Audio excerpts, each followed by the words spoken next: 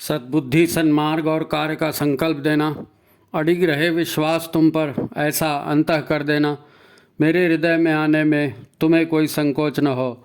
हे गुरुदेव, मुझे नज़रों से दूर कभी न होने देना। हे गुरुदेव, मुझे नज़रों से दूर कभी न होने देना। नमस्कार, गायत्री चिंतन धारा के इस सतत प्रवाह में आप सभी का स्वागत है। अपने भीतर उस शिव तत्व को अनुभव कैसे करें? अब ये अगर किसी से कहा जाए कि अपने भीतर में, तुम्हारे भीतर में कोई शिव तत्व है तो उसको अनुभव कैसे करना है, तो वो बोले भैया आप ये मेरे को बताओ कि पैसा कैसे कमाना है, आप मेरे को ये बताओ कि तबीयत कैसे ठीक होगी, आप ये बताओ मेरी झंझटें कैसे दूर होगी। आप मेरे को अपने भीतर का शिव तत्व दिखा रहे हो। अब कठिन लगता है समझना समझाना, लेकिन जब आदमी अपनी ओर से सारे प्रयास कर कर के हार जाता है तो वो फिर ईश्वर की ओर जाता है। ऐसे तत्वों को ढूंढता है, कोई आध्यात्मिक तत्व हो जाए, कोई और ऐसी चीज़ हो जाए कि जिसको वो नहीं जानता और जादू मंतर से उसका काम हो जाए। लेकिन ऐसा जादू मंतर से कोई काम नहीं होता। आज अगर हम ये मान लें कि ये कहें किसी को कि तुम्हारे अंदर वो शिव तत्व है, तुम्हारे अंदर वो परमात्मा है, और तुम कहो, तुम चाहो तो ये हो जाएगा, तुम कहो तुम चाहो तो जो चाहोगे वो हो जाएगा, तो वो बोलेगा क्या पागल टाइप बात करते यार, मैं नहीं चाहता क्या, अभी तक मैं और क्या चाह रहा था। तो ये जो प्रक्रिया है ये थोड़ी सी समझने वाली है। बहस करने वाला तो कहीं तक भी जा सकता है। हम इसी विषय पर चर्चा करने वाले हैं, और चर्चा में रुचि तब जागती है जब ये पता चलता है कि इससे हमारा फ़ायदा क्या होगा और हमारा कितना फ़ायदा होगा। अपने भीतर आत्मा है कि नहीं, परमात्मा है कि नहीं, इससे आम आदमी को कोई लेना देना नहीं। इस बात में उसको कोई इंटरेस्ट नहीं, क्योंकि आम आदमी सोचता है कि प्रैक्टिकल बात हो, कुछ लाभ मिले। और ये विचार गलत भी नहीं है कि लाभ मिले, क्योंकि लाभ नहीं मिलेगा तो आदमी करेगा क्यों। दिक्कत यह है कि लाभ उसी क्षण वो देखना चाहता है, और लाभ अपनी कामनाओं की पूर्ति करने वाला हो, उसके कष्टों को दूर करने वाला हो, ऐसा उसका सोचना है। अब एक दिक्कत और है कि आदमी एक मुसीबत को ठीक करने जाता है, अपने ढंग से ठीक करता है। ठीक है, आत्मा परमात्मा की कर्म की बात कुछ नहीं है, अपने ढंग से ठीक कर। तो एक मुसीबत को ठीक करने जाता है तो चार नई मुसीबतें और पैदा कर लेता है। और ये प्राय सबके साथ हो रहा है। सब अपने आप को दीड़ चाणा समझते हैं, अपने ढंग से कोशिश करते हैं और एक के जगह और ज़्यादा मुसीबतें पैदा कर लेते हैं। अब क्या है, ये सूचनाओं का युग है, बाजार का युग है, विज्ञापन का युग है, ठगी ठगाई का युग है। तो काउंसलिंग और सलाहकर्ता बन करके भी लोग कमाई करते हैं। नहीं, हम आपको सही रास्ता बताएंगे। तो इसमें भी धोखाधड़ी होते रहती है। अब इन परिस्थितियों में कोई कहे कि तुम्हारे भीतर परमात्मा का अंश है, अपने आप को पहचानो, या अपने भीतर उस शिव तत्व को पहचान लोगे तो तुम्हारी सारी समस्याएं सुलझती चले जाएंगी।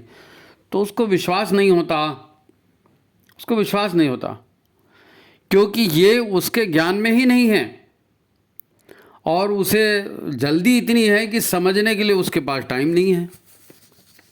जल्दी कहो, 2 मिनट कहो, SMS लैंग्वेज में कहो। हमको भी कई लोग कहते हैं कि भाई साहब आप इतने लंबे लंबे वीडियो बनाते हो, आप ज़रा 5-5 मिनट के, 2-2 मिनट के वीडियो बनाया करो। तो 2 मिनट और 5 मिनट में इतनी बड़ी बड़ी बातें कौन बता सकता है भाई। खैर, लेकिन वो कहते हैं ना कि कबूतर अगर आंख बंद कर ले तो संकट टल नहीं सकता। कबूतर के आंख बंद करने से संकट नहीं टलेगा। हमें बदले समय में जानकारियां जुटानी ही पड़ेंगी। कम से कम काम की जानकारियां तो हमको जुटाना ही चाहिए। इसके ऊपर विश्वास करके उसके ऊपर विश्वास कर, उसने कह दिया वो विज्ञापन में आ गया, ऐसे में ज़िंदगी नहीं चलती। देखो, पहले के ज़माने में कोई मुसीबत में आता या बीमार आदि पड़ जाता तो लोग कहते थे कि उसकी संगत खराब हो गई, गलत लोग के साथ रहता है, पता नहीं क्या हवा लग गई है, गलत लोगों में फंस गया। फिर उसके बाद वो समय आया, लोगों को समझ में आया कि भाई ये सब जो है ये खाना पीना खराब हो गया, लाइफस्टाइल खराब हो गई, इसलिए मुसीबत आई। और अब तो आदमी हर तरफ से मुसीबतों से जैसे घिरा हुआ है मुसीबतों से। तो अब लोग कहते हैं कि ज़्यादा सोचा मत करो, ज़्यादा टेंशन मत लिया करो, इतनी चिंता करने से शरीर और ख़राब हो जाएगा, अपने आप को संभालो, अपनी हेल्थ को संभालो, हेल्थ के तरफ ध्यान दो। अब लोग मोबाइल और इंटरनेट को दोषी बताते हैं कि उसकी वजह से ये हो गया, उसकी वजह से हो गया। तो मोबाइल और इंटरनेट ने जितनी सुविधाएं दी उससे ज़्यादा लोगों का टेंशन बढ़ा दिया। तो अब गाड़ियाँ रुकने वाली नहीं हैं, अब तो आर्टिफिशियल इंटेलिजेंस ही, वो AI बोलते हैं ना, कृत्रिम मानव मशीन, रोबोटिक टेक्नोलॉजी, ये सब आ गया है। और आगे क्या होने वाला है, आपको क्या लगता है? गुरुदेव ने तो कहा था कि आने वाला युग आध्यात्म विज्ञान का युग आएगा, विज्ञान और आध्यात्म की युगलबंदी होगी। आध्यात्म भी विज्ञान ही है और इसकी शुरुआत तो हो चुकी है। आप नहीं जानते तो बता दूं, आज मनोविज्ञान और परा मनोविज्ञान पर लोगों की जानकारी है। अचेतन मन पर प्रयोग करके जीवन की अनेक समस्याओं का समाधान लोगों को मिल रहा है। परंतु आध्यात्म विज्ञान एक अलग ही चीज़ है, मनोविज्ञान अलग चीज़ है, आध्यात्म विज्ञान अलग चीज़ है। हालांकि आज का विज्ञान हमें बताता है कि भाई ये कॉन्शसनेस शब्द का उपयोग करता है, परंतु फिर भी आत्म तत्व, परमात्मा तत्व, जीवात्मा और परमात्मा, ये एकदम अलग बात है। अब अंग्रेजी में दूसरा शब्द है नहीं, तो क्या करें? अच्छा, अच्छी बात यह है कि लोग अब जो है ना, ये वन डे लाइफ सिंड्रोम से बाहर आ रहे हैं। पिछले किसी अंक में अपन ने चर्चा किया था वन लाइफ सिंड्रोम, कि एक ही लाइफ है, जन्म हुआ और मर गए, बस इतना ही जीवन है। इतने जीवन में कौन किसने क्या देखा जी? तो जहाँ से कुछ भी करते बनता है सब करो, एक ही जीवन है, बार बार जीवन नहीं मिलने वाला। तो ये सिंड्रोम यानी बीमारी, इस बीमारी से दुनिया अब धीरे धीरे बाहर आ रही है। विज्ञान है, तरक्की कर रहा है, लोग हर तरह की रिसर्च कर रहे हैं, तो ये भी चीज़ उभर के आ रही है कि भैया जीवन एक नहीं है, पिछला भी जन्म था, उसका पिछला भी जन्म था और बहुत सारे जन्म। तो अब मान्यता से, इस मान्यता वन लाइफ सिंड्रोम से लोग बाहर आ रहे हैं। नए युग का पहला चरण आप इसको कह सकते हो, नए युग का पहला चरण, क्योंकि आत्मा बार बार जन्म ले रही है, इतना तो मान लिया ना। और जब ये मान लिया जाए कि जिसको जीवन कहते हैं वो अलग चीज़ है, और शरीर का पैदा होना और मर जाना ये एकदम अलग बात है ना। मन और शरीर एक अलग चीज़ है, जीवन जिसका है वो आत्म तत्व अलग चीज़ है। तो केवल ये मान्यता भी हमारी अनेक समस्याओं का समाधान करने वाली है कि शरीर अलग है और आत्मा अलग है, इतना भी हम सोचते तो बहुत सारी प्रॉब्लम हमारी वैसी सॉल्व हो जाएगी। चिंतन नहीं करते ना हम लोग, चिंतन करना चाहिए। पढ़ लिया उसको वैसे एज इट इज़ मान लिया, सही है कि गलत है, वो बोलते हैं ना, क्या बोलते हैं उसको, फैक्ट चेकिंग। फैक्ट चेकिंग, सही बात क्या है उसकी जांच करना। आज हमारी चर्चा इस एक तथ्य के आसपास ही चलेगी, है ना। हालांकि हमारी आत्मा परमात्मा नहीं है, जीवात्मा और परमात्मा दो अलग अलग चीज़ें हैं। यद्यपि शिव तत्व का नाम परमात्मा भी अपूर्ण है, शिव तत्व अपन उसको कह रहे हैं जो सनातन है, जो हमेशा रहेगा, कल्याणकारी तत्व। अब परमात्मा भी, उसका नाम अधूरा जैसे लगता है। अब श्री कृष्ण जिसे कहते हैं कि आत्मा को कोई मार नहीं सकता, जला नहीं सकता, सुखा नहीं सकता, वो जीवात्मा के लिए कहा है, जो बार बार नए शरीर प्राप्त करते रहती है। उन्होंने अर्जुन को समझाया था, तुम्हारे और हमारे कई कई जन्म हो गए। तो वो जीवात्मा अलग चीज़ है और परमात्मा अलग चीज़ है। खैर, यदि इसकी आत्मा जो है बार बार जन्म लेती है, लेकिन आत्मा में एक चीज़ हो सकती है कि आत्मा की सद्गति हो सकती है, वो उच्चतर लोकों में और स्थान पा सकती है, भवबंधन से मुक्त भी हो सकती है ना। मुक्ति जिसको कहते हैं ना, भवबंधनों से, वो भी हो सकता है। तो ये चर्चा बहुत महत्वपूर्ण होने वाली है। आत्म तत्व की चर्चा है ना, उसमें क्या शक्तियाँ होती हैं, कैसे काम करता है, तो ये थोड़ा सा आत्म तत्व का परिचय इसमें अपन चाहेंगे कि अपने भीतर के उस शिव तत्व को कैसे जाने। अब बातों से बातें बढ़ते हैं। पहले ये विषय आया था कि आखिर साधना काल चल रहा है, नवरात्रि साधना है, तो साधना का क्या लाभ है? साधना का क्या लाभ है, इसका क्या लक्ष्य है? आखिर गुरुदेव हमें समझाना क्या चाहते थे? तो जवाब ये था कि हाँ, वो वास्तव में हमें आत्मशक्ति के भंडार से परिचित कराना चाहते थे, और उस आत्मशक्ति से जुड़ने के लिए उन्होंने साधना हमारे साथ लगाई कि भाई साधना करो और उस महाशक्ति से जुड़ जाओ। जिसके लिए गुरुदेव ने भटका हुआ देवता का मंदिर बनाया और बताया कि तुम शरीर या मन नहीं हो, तुम वही शिव तत्व हो, वही सच्चिदानंद स्वरूप परम तत्व हो, आदि आदि आदि बहुत सारी बातें उन्होंने बताई। प्रश्न उठा कि अपने भीतर उस शिव तत्व या सनातन तत्व का अनुभव हम कैसे करें? गुरुदेव ने तो कह दिया, किताब में लिख दिया, हमने भी पढ़ लिया, लेकिन हम उसका अनुभव कैसे करेंगे? फिर ये बात बढ़ती गई। तो मान लो कि ये एपिसोड जो है पिछले एपिसोड की अगली कड़ी है ना, उसके आगे की कंटिन्यू, पिछले एपिसोड की अगली कड़ी है। तो जिन्होंने पिछला एपिसोड नहीं देखा है वो उसे भी देख लें, उसकी लिंक हम डिस्क्रिप्शन बॉक्स में डाल रहे हैं, तो आप डिस्क्रिप्शन बॉक्स खोलेंगे उसमें लिंक मिल जाएगी। तो ठीक है, चर्चा शुरू करें। इसके पहले आप वीडियो को लाइक कर दें, शेयर कर दें, और जिन्होंने चैनल को सब्सक्राइब नहीं किया वो सब्सक्राइब भी कर लें। तो आज की अपन मुख्य बात पर चलते हैं। मित्रों, आज तो जैसे अपने आप की शोध करनी है, अपने आप की शोध करनी है। गुरुदेव ने कहा ना, मैं कौन हूँ, तो अपने आप की शोध करनी है, मैं कौन। इसके लिए हम कुछ स्थापित सत्य स्थापित सत्य किसको कहेंगे? गुरुवचन प्रमाणिक तत्व बात है, वेद के वचन प्रमाणिक बात है।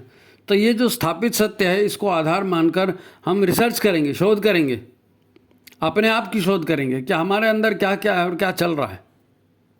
ठीक है, तो पहली बात, व्यक्ति या संसार प्रकृति और परमात्मा का योग है ना। व्यक्ति या संसार प्रकृति और परमात्मा का योग है, और ये परमात्मा सच्चिद आनंद स्वरूप सर्वव्यापी निर्गुण निराकार अनश्वर शिव तत्व है ना।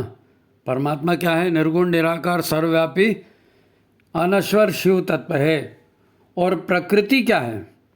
प्रकृति सगुण है, प्रकृति साकार दिखने वाली चीज़ है, पंचतत्वों से बनी एक अस्थायी संरचना प्रकृति को कह सकते हैं। इसका स्वरूप बार बार बदलते रहता है, अस्थायी है तो बार बार बदलेगा। इस प्रकृति का मूल आदि शक्ति है। इस प्रकृति का मूल क्या है? काहे से बनी है प्रकृति? आदि शक्ति से।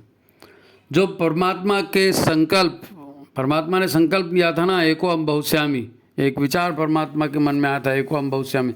तो जो सबसे पहले शक्ति पैदा हुई जिससे संसार बना, वो आदि शक्ति थी, है नहीं। तो परमात्मा के संकल्प यानी एको हम बहुश्यामी का जो विचार हुआ था, उससे ये आदि शक्ति पर। जाहिर है एक से अनेक होने के लिए इसका गठन अलग अलग रूपों में, अलग अलग स्वरूपों में, अलग अलग गुणों क्षमताओं में होना था। तो प्रकृति को बटना भी जरूरी था ना, अलग अलग रूपों में बटेगी, अलग अलग पहचान बनाएगी, अलग अलग ढंग से काम करेगी। तो हर स्वरूप का एक अलग अस्तित्व, उसकी एक अलग पहचान या उसका एक अलग आकार बनाने वाला एक तत्व जरूरी था, और इस तत्व को नाम दिया गया अहंकार। अहंकार नहीं होगा, अहम का आकार नहीं होगा। इतने सारे तत्व हैं, सब अपने आप में ठीक है ना। एक मच्छर है वो भी मरना नहीं चाहता है, कुत्ता है वो भी मरना नहीं चाहता है, एक इंसान है वो भी मरना नहीं चाहता। सब जीव है, सब जीवन चाहते हैं। आप वृक्ष की डंगाल काट दोगे तो वृक्ष भी रोते हैं, तो है तो सभी एक, है तो सभी एक। यानी हर रचना अपना अलग अस्तित्व, अपनी अलग पहचान बनाए रखने के लिए स्वतंत्र हो, उसके लिए उसका एक आकार तय किया गया, उसका एक स्वरूप तय किया गया, अहंकार। अहंकार मतलब हमेशा घमंड, घमंड नहीं भाई, अहम का आकार। अहम तत्व है ना, मैं क्या हूँ, तो मेरा आकार या मेरी पहचान, ये जैसे भी आप बोलो। तो ये अहंकार ही विभाजन का मूल रहा है। ये जितने एको हम बहुश्यामी बोले तो बहुत बना का ऐसे, बहुत का विभाजन होना है ना, तब तो बहुत। तो विभाजन कहाँ से हुआ? अहंकार से। अहंकार से विभाजन होता है। अहंकार खत्म तो सबकी पहचान भी खत्म, है नहीं? अहंकार खत्म तो पहचान भी खत्म। आपने घड़े में पानी लिया और उसको तालाब में डुबाया, तो घड़े की वजह से ही तो अलग अलग है ना दोनों पानी। घड़ा खत्म तो फिर घड़े का पानी तालाब में, तालाब का पानी घड़े में, बात एक ही। तो अहंकार से ही अलग अस्तित्व बना ना। देखो ये सब बातें कोई ज्ञान बघारने के लिए नहीं कही जा रही हैं, है ना। नहीं हम बहुत जानते हैं, आप कुछ नहीं जानते इसलिए हम बता रहे हैं, ना ऐसा नहीं है। हमें दुख और पीड़ा नहीं चाहिए, हमें अपने आनंद के कारणों तक पहुंचना है। दुखों से छुटकारा चाहना है और आनंद का जीवन चलाना है, तो हमको ये मालूम होना पड़ेगा ना दुख कहाँ से आएंगे, आनंद कहाँ से आएगा। नहीं तो कैसे करोगे? हर चीज़ तो मार्केट में मिलती नहीं। तो ये सब हर प्राणी में विद्यमान है। प्रकृति और परमात्मा तत्व है ना, हर प्राणी में विद्यमान है। प्राणी का जीवन ही प्रकृति और परमात्मा का योग है, और वो परम तत्व ही तो आनंद स्वरूप है। वो परम तत्व ही आनंद स्वरूप है। तो खोज तो सभी को अपने भीतर ही करनी पड़ेगी भाई। परमात्मा को या आत्म तत्व को ढूंढने के लिए बाहर जाने की जरूरत नहीं है, अपने भीतर ही उसकी खोज करनी पड़ेगी। तो आते हैं इसके दूसरे चरण पे कि परमात्मा या परमात्म तत्व या शिव तत्व यही आनंद स्वरूप है, और हमारे भीतर वो शिव तत्व है। तो फिर हमारे भीतर पीड़ा क्यों होती है? शिव तत्व तो पीड़ा नहीं देता ना, वो तो आनंद स्वरूप है, पीड़ा कैसे देगा? तो हमारे भीतर पीड़ा का नामो निशान आता कहाँ से? तो निश्चित ही अगर परमात्मा से नहीं आएगा तो प्रकृति से आएगा, है नहीं? प्रकृति से आएगा। गुरुदेव हमें बताते हैं कि हमारी संरचना 5 कोशों से बनी है। इसमें पृथ्वी, जल, वायु, अग्नि, आकाश, ये प्राकृतिक तत्व हैं। तो जाहिर है दुखों का कारण या दुखों की उत्पत्ति के पीछे ये 5 तत्व, इन 5 तत्वों का संतुलन, इन 5 तत्वों के गुण, यही दुखों के पीछे कारण होते हैं। परमात्मा तो कारण नहीं है। और गहरे में जाएं तो हमारा सूक्ष्म शरीर जिन सूक्ष्म तत्वों से बना है, हमारा सूक्ष्म शरीर, स्थूल सूक्ष्म कारण शरीर बोलते हैं ना, तो स्थूल शरीर दिख रहा है, सूक्ष्म शरीर। हमारा सूक्ष्म शरीर जिन तत्वों से बना है, यानी मन, बुद्धि, चित्त, अहंकार, ये भी तत्व क्या है? ये परमात्मा का अंश नहीं, ये भी प्रकृति का ही अंश है, प्रकृति से ही उपजा है ना। और साथ ही हमारा मन जो भी सुख या दुख अनुभव करता है, वो इसी मन, बुद्धि, चित्त और अहंकार की वजह से सुख और दुख अनुभव होता है नहीं? इसके पहले कि हम चर्चा को आगे बढ़ाएं, एक बात हमेशा याद रखना, ये जो भी 5 तत्व प्रकृति के दिखते हैं ना, ये भले ही आँखों से दिखते हैं, हाथों से छुए जा सकते हैं, इनका मूल तत्व क्या है? परमाणु, है नहीं? ये स्थूल दिखते हैं लेकिन स्थूल है, लेकिन इनका मूल तत्व क्या है? परमाणु है। और परमाणु भी ऊर्जा कणों से बने हैं। अब ये तो विज्ञान भी ये सिद्ध कर चुका है कि परमाणु जिन ऊर्जा कणों से बने हैं, ये वास्तव में कोई ठोस कण नहीं है, बल्कि ऊर्जा तरंगों के, यानी एनर्जी वाइब्रेशन है। ऊर्जा तरंगों की आवृत्ति है, वाइब्रेशन, आवृत्ति, है ना। तो परमाणु के भीतर के जो कण है वो भी ऊर्जा तरंग है भाई, ठोस नाम की वहाँ कोई चीज़ नहीं है। ऊर्जा के अलग अलग फ्रीक्वेंसी से इनका अलग अलग गुण, कर्म, स्वभाव, स्वरूप ये पैदा हुआ है, केवल फ्रीक्वेंसी बदलने से। काहे कि ऊर्जा की फ्रीक्वेंसी, तो अणु भी ऊर्जा है, परमाणु भी ऊर्जा है। ये संसार क्या है? ऊर्जा और चेतना, प्रकृति और परमात्मा। तो ये सब कपोल कल्पना नहीं है, विज्ञान इसे खोज चुका है, अब विज्ञापनबाजी, टीवी बाजी में ये सब नहीं दिखाते हैं, वो आते रहता है राजनीतिक बहस, उसमें थोड़ी ये सब बताएंगे। ये तो अपना अध्ययन और शोध का विषय है। प्रकृति का गुण, प्रकृति का स्वरूप और प्रभाव इन्हीं ऊर्जा तरंगों की जो है ना विविधता से बनता है। अलग अलग तरह की ऊर्जाएं और अलग अलग तरह की फ्रीक्वेंसीज अलग अलग तरह का प्रभाव डालती है ना।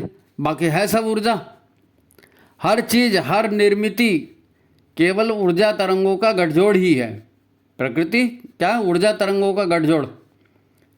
इस पर एक सुंदर पुस्तक भी लिखी गई है, इस पर एक सुंदर पुस्तक भी लिखी गई है। शोध होते रहते हैं, किताबें लोग लिखते रहते हैं। किताब का नाम है mind to matter, mind to matter. अब दिक्कत यह है कि शोधकर्ता अंग्रेजी शब्दों का उपयोग करते हैं और वो मन और उसकी भाव संवेदना को एक ही शब्द देते हैं, माइंड। उनके पास दूसरा शब्द ही नहीं है, वो सीधा माइंड बोल देते हैं। वो मन और भाव संवेदना अलग अलग का, इमोशन कह देते हैं, लेकिन वो अर्थ नहीं निकल पाता है ना, माइंड। उनके पास प्राण शब्द का भी समानार्थी दूसरा शब्द नहीं है, प्राण का भी दूसरा समानार्थी शब्द नहीं। वो उसको जो है ना इनर एनर्जी, वाइटल एनर्जी जैसे शब्दों का उपयोग करके प्राण को समझाने का प्रयत्न करते हैं। खैर, तो ये जो पुस्तक है, कौन सी? माइंड टू मैटर, है ना। तो इस पुस्तक में यही सिद्ध किया गया है कि माइंड यानी विचार और भावनाएं ही प्राण तत्व की उपस्थिति में अलग अलग पदार्थों का निर्माण करते हैं। पदार्थ ठोस दिखते हैं, लेकिन पदार्थ बने काहे से हैं? विचार और भावनाओं से।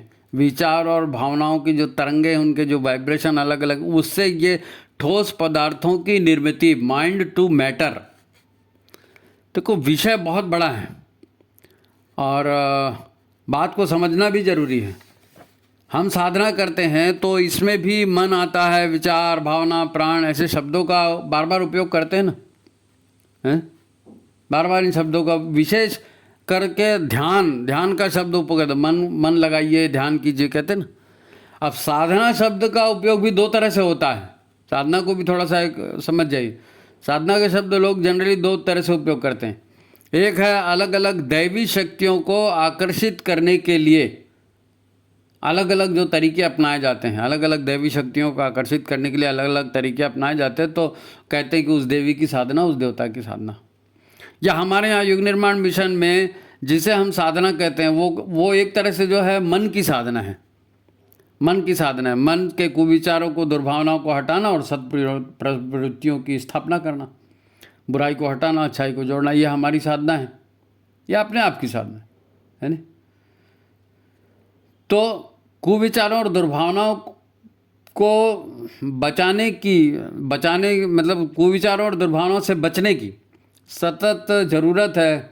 इसके लिए जागरूकता आवश्यक है, जागरूक रहना पड़ेगा, है नहीं, जागरूक रहना पड़ेगा। क्या बुरा है उसको छांटना है, क्या अच्छा है उसको जोड़ना है। और विकास करने की जो है, दरअसल विकास किस चीज़ का? मन, बुद्धि, स्मृति, मान्यता, धारणा, अहंकार, संकल्प, इन सभी का संबंध कहीं ना कहीं हमारे विचारों से ही है।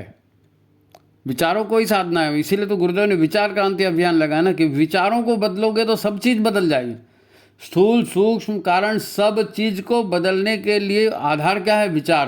क्योंकि विचार एक ऊर्जा है, एक वाइब्रेशन है, एक शक्ति है, उसी से तो सब बना है ना। तो ये विचार हमारी स्मृति, हमारी मान्यता, हमारी धारणा, हमारी भावना, हमारी विश्वास, हमारी प्रेरणा, हमारी बुद्धि, हमारे अहंकार, ये सब, ये जो शब्द हम वापरते हैं, उपयोग करते हैं, ये सब ऊर्जा रूप ही हैं। भावना भी ऊर्जा रूप है, मान्यता भी ऊर्जा रूप है ना। स्मृति तो कलेक्शन है ऊर्जाओं का, जो कुछ हो चुका है उसकी जो ऊर्जा है उनका कनेक्शन है, कलेक्शन। तो मन और सूक्ष्म शरीर जो है ना, ये इसका आधार क्या है? ये विचार से ही मन बना है। ये स्मृति और मान्यता और धारणा, ये विचार, ये मन का ही तो रूप है ना। मन इन्हीं तत्वों से तो बना है। अब प्राण शक्ति इन्हीं विचारों की उपस्थिति में कार्य करती है। विचारों की जो कंपन ऊर्जा जो है ना, इससे जीवन को गति मिलती है, जीवन की दिशा तय होती है। विचार ही तो जीवन को की दिशा और गति को तय करते हैं ना। काहे के माध्यम से? प्राण के माध्यम से। क्योंकि विचारों में ताकत नहीं होती, ताकत प्राण में होती है।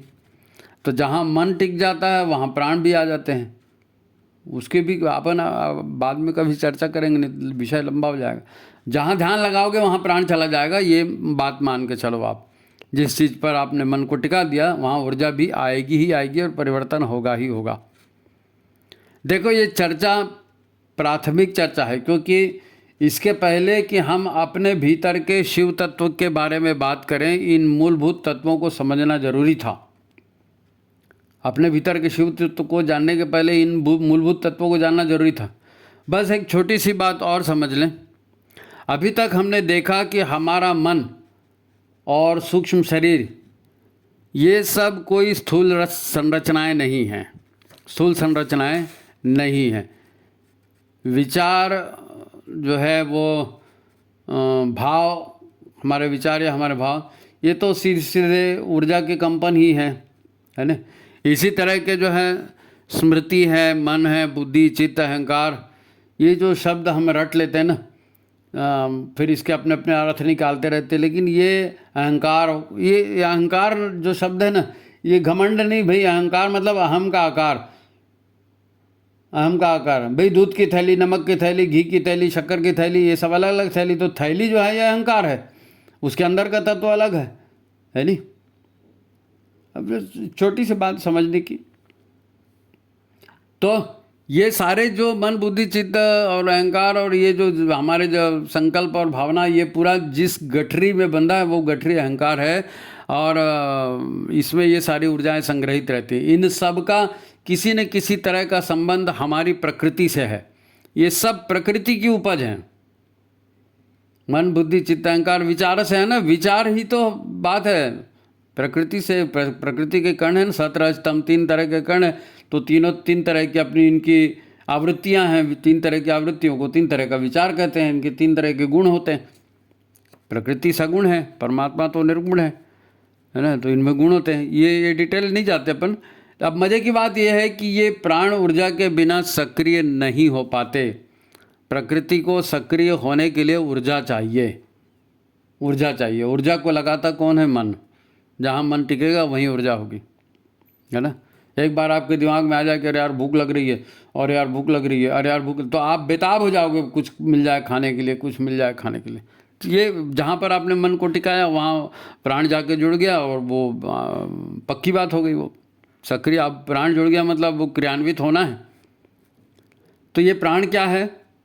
प्राण भी बहुत महत्वपूर्ण तत्व है। प्रकृति के तत्व समझे ना, तो प्राण को भी थोड़ा सा 2 लाइन में अपन समझ रहे हैं। इसीलिए ये प्राण न तो पूरी तरह से इसको प्रकृति कह सकते हैं, न ही इसको आत्म तत्व या शिव तत्व कह सकते हैं। प्राण जो है न तो प्रकृति है, न ही परमात्मा का अंश है। ये बीच की एक संरचना है अलग। हाँ, इसको जीवनी शक्ति या वाइटल एनर्जी जरूर कह सकते हैं, है ना। जीवनी शक्ति या वाइटल एनर्जी इसको जरूर कहते हैं।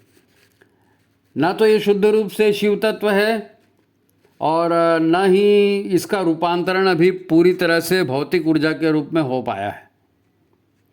आप कल्पना करें कि जब सृष्टि नहीं बनी थी और केवल परमात्मा ही था, है ना, शिव तत्व ही था, और कुछ था ही नहीं परमात्मा के अलावा, तो प्रकृति भी उस समय परम तत्व या शिव तत्व जो है उसी में समाहित थी ना।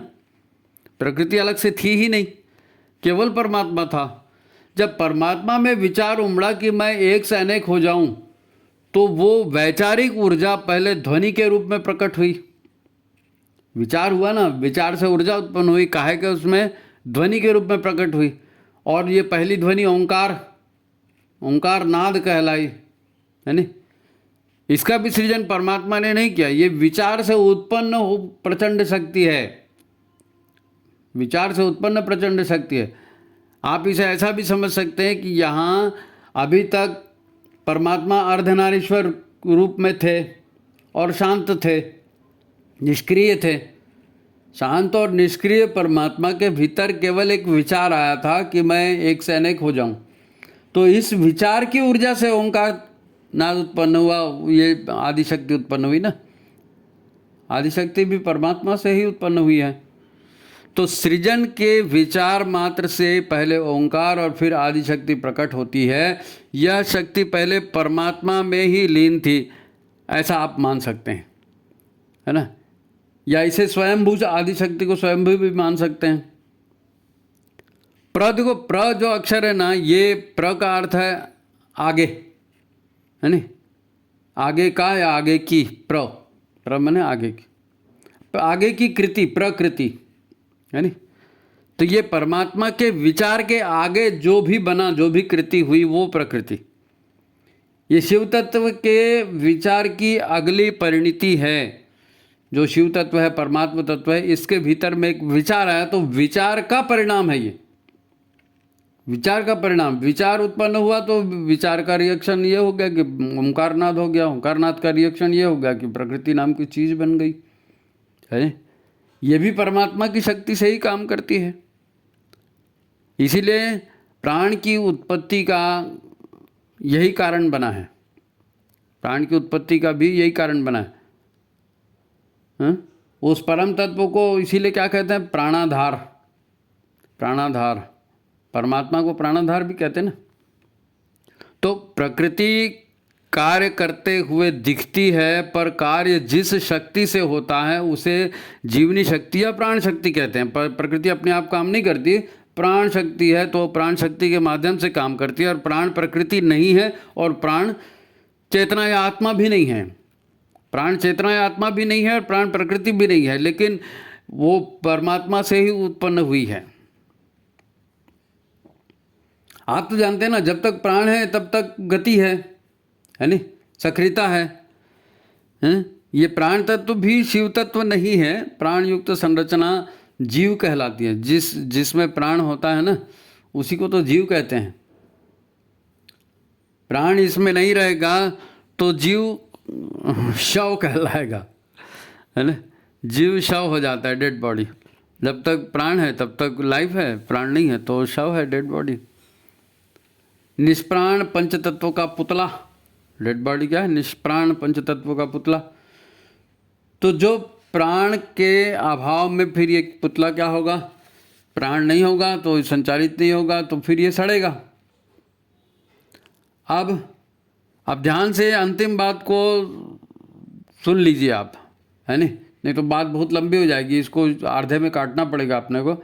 आप ध्यान से ये जो कहा जा रहा है इसको सुनिए कि मंत्र याद करते हैं ना हम लोग, एक मंत्र पढ़ते हैं। क्या मंत्र है वो?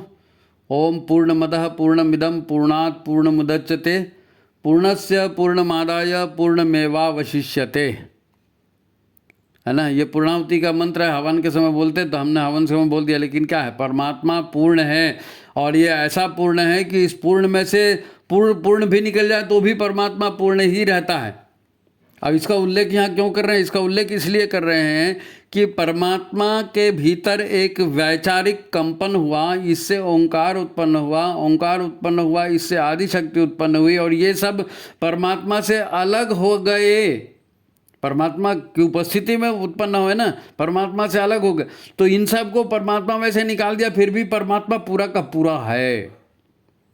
इतना सब कुछ परमात्मा से निकाल दिया, फिर भी परमात्मा पूरा ही है। पूर्णात् पूर्णमुदच्यते पूर्णस्य पूर्णमादाय पूर्णमेवावशिष्यते।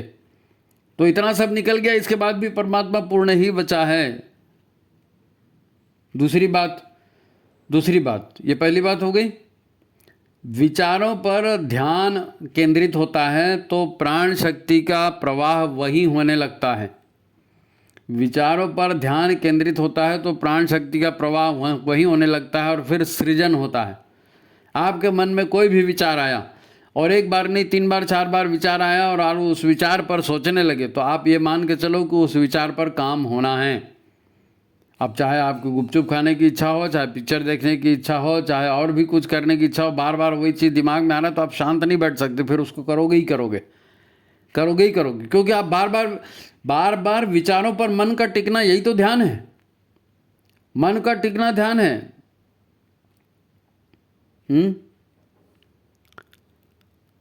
सृजन होने लगता है जहां प्राण टिकता है। तो तीसरी बात, उस परम तत्व से इतना कुछ निकला और अभी भी निकल रहा है, तो भी परमात्मा अभी भी पूर्ण का पूर्ण तत्व है।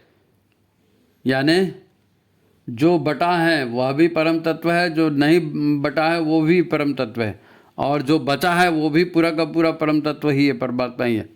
इसलिए कहते हैं कि आदि तत्व शिव तत्व या परमात्मा निर्गुण निराकार सर्वव्यापी निष्क्रिय तत्व है।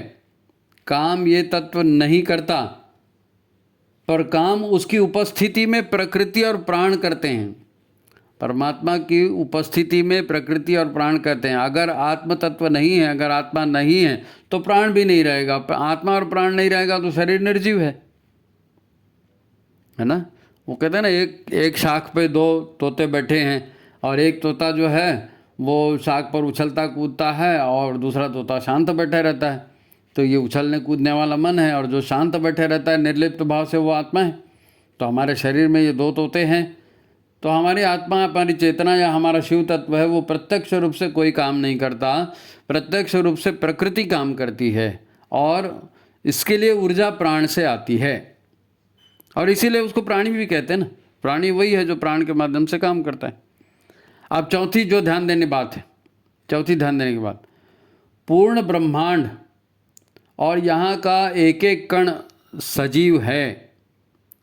पूर्ण ब्रह्मांड और यहाँ का एक एक कण सजीव है। हम लोग क्लासिफाई करते हैं कि ये सजीव है, ये निर्जीव है, ये टेबल निर्जीव है और ये कुत्ता सजीव है। ऐसा नहीं है, ऐसा नहीं है। पूर्ण ब्रह्मांड और यहाँ का एक एक कण सजीव है, उसमें शिव तत्व भी है और प्राण तत्व भी है। बस कहीं कहीं ये सक्रिय होता है, कहीं कहीं ये सुप्त अवस्था में होता है।